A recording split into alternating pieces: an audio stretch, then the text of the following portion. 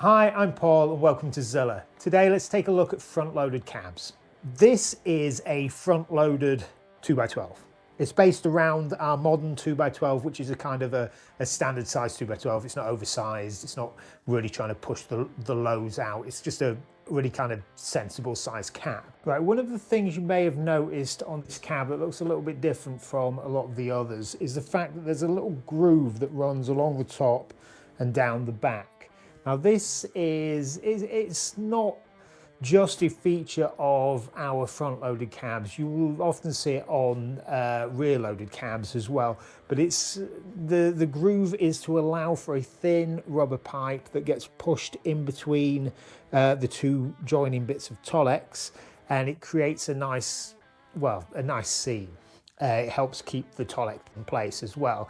Often you'll find it on Go Faster stripes or on single stripe cabs or cabs that are going for more of a vintage British look. Think of the old Marshall cabs and that kind of thing. But in this case, we have to put it on because we can't do a single wrap of the body because the back is actually part of the cab. It's actually fixed in place. Having the back fixed in place like this can make Tolexing a little bit trickier. You're going to see some kind of odd shaped joins if you're into your Tolexing, or if you've noticed in other videos how we do the cuts and things. There's some strange cuts on the back. They'll mostly get hidden by the corner protector. So we've had a little look at the cab and had a little chat about the key features. Let's get straight into the Tolexing.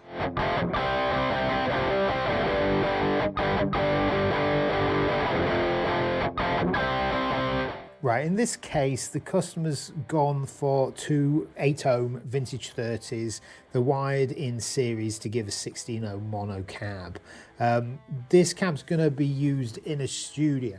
The customer's, him and his brother, they run a studio and they bought quite a few cabs before. Most of them, I think, have been front-loaded cabs. Vintage 30s are just a really solid speaker to have in the studio. I think they've gone for some mixers in the past and a couple of unloaded cabs maybe, but it's just a go-to speaker for a lot of players, particularly heavy, like more metal players and heavy rock players. But they're still a great speaker for just about everything really. It's the industry standard for a reason.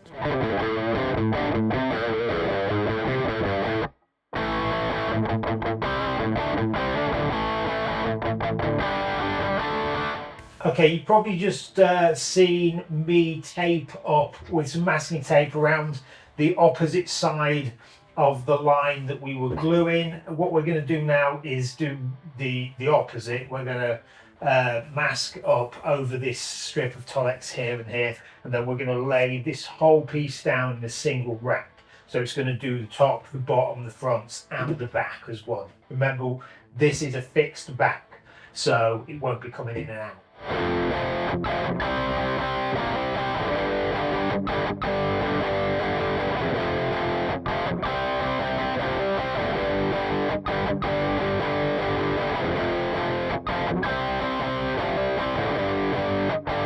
You may have noticed that last piece of Tolex had to go on in a single wrap. The reason for this is normally the single wrap on a 2x12 or most cabs would go from the bottom all the way round and then finish again at the bottom. This one had to go from the bottom all the way round and finish at the top, because remember, on this cab, on the front loading cab, the back is fixed in place, so it's not removable. So that has to get Tolexed as a single wrap. All right, if you take a look at this join here, this is a really tricky cut to make. I think I mentioned it earlier. Oh, you can see Alice-Anne down there having a sniff. Yeah, the join here is a super hard one to make, and it's also pretty tricky with the black Taurus Tolex. But I think this one's come out quite nice. You can just, I don't know how this is coming out in the light, but you can just see this here.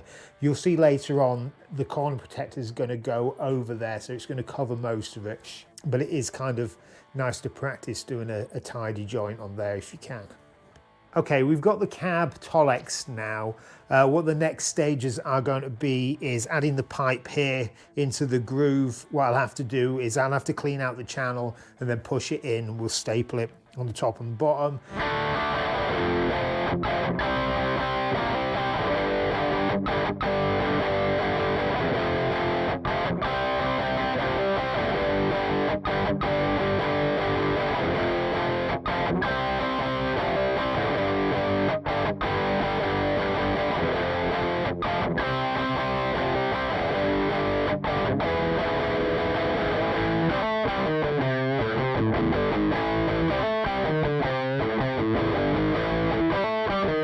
Then I'm going to tidy up the cab.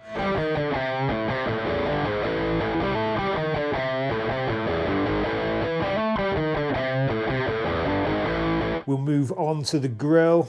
The grille, obviously on this, with it being a fixed baffle, is going to have to be removable. Normally the grille cloth would be attached to the baffle itself and inserted into the cab, but because this is fixed, it has to go on a grille frame.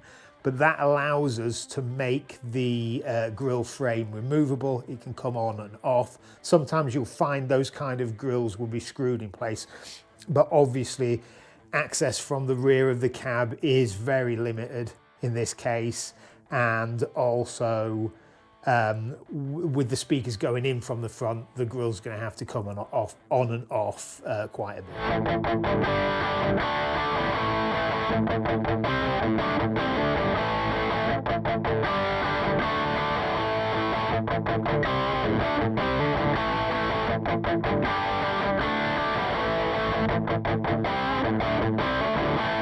Okay, so we've piped up the cab itself, we've done the grille, and we piped up the grille frame. Now that should be able to slot in. What we've got to do next is we're gonna fit the hardware, and I'm yet to give it a clean. It's still a little bit dirty. This Tolex is pretty bad for attracting dust while you're gluing and doing things like that. So we'll do that later, but now I'm gonna fit the hardware. The customer here has chosen some fairly standard hardware options. So it's got the black rubber feet as normal, as most cabs do. It's got the side handles in black and black metal corners.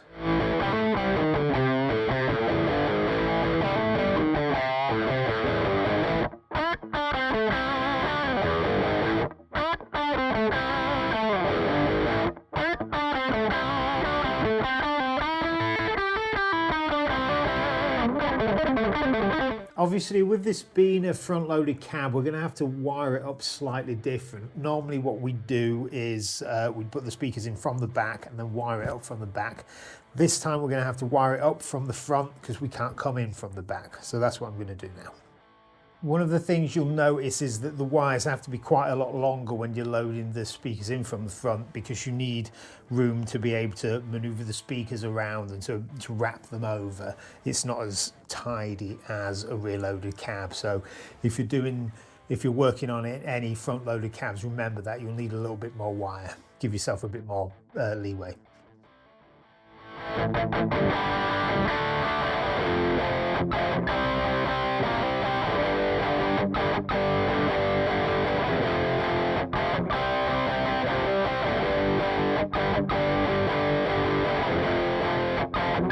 One of the things you'll find when you're working on a front-loading cab, because of the fixed back, everything seems to come together really fast at the end, because obviously you don't have to fit a back panel, it's already been done. So it's a relatively front-loaded, well, pardon the pun, a job where a lot of the work seems to be at the start. I mean, obviously it just depends how you look at it, but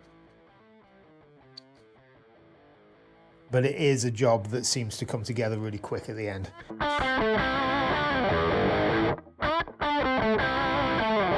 Right, I'm going to put the grille frame on now. You may have noticed the Velcro that's on here. There's some on the back of the frame as well. So we can just plop it in like so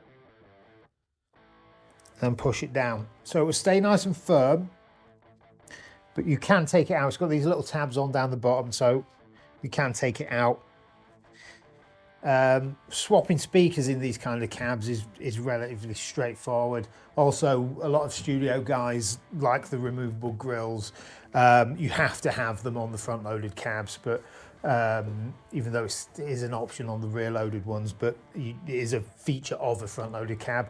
So it's kind of useful in the studio, easier to find whereabouts the dust cap or the solder tags on the speaker is, if you have a preference on where you're going to record, and also getting the mics that little bit closer if that's what you want to do. Okay, there's 2 more jobs I've got to do on this cab. The first one would be to fit the badge, but the customer isn't quite sure where he wants it yet. He doesn't know if he wants it in the corner or on the front in the normal position, or see if we can put it in the middle. And it needs a good clean. Inside it needs a little bit more of a clean as well, and then I'm going to put it through testing. But I hope you've enjoyed this build. We'll be doing the front loaded cabs in more detail. We'll be doing an A/B against the front loaded against directly against the rear loaded cab. And yeah, until next time, stay cool, hang tough and riff hard.